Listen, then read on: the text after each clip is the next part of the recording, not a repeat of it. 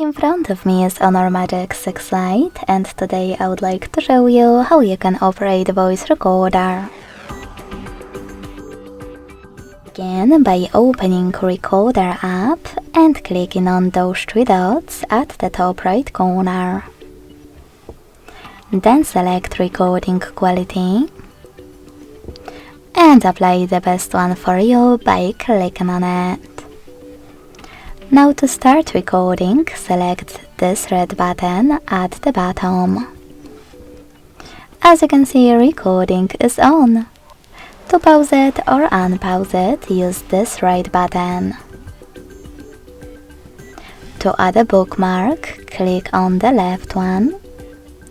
And to end it and save it, on the middle one. As you can see, my recording is over here. To play it, click on it.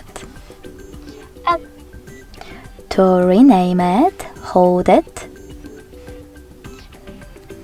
Select rename at the bottom.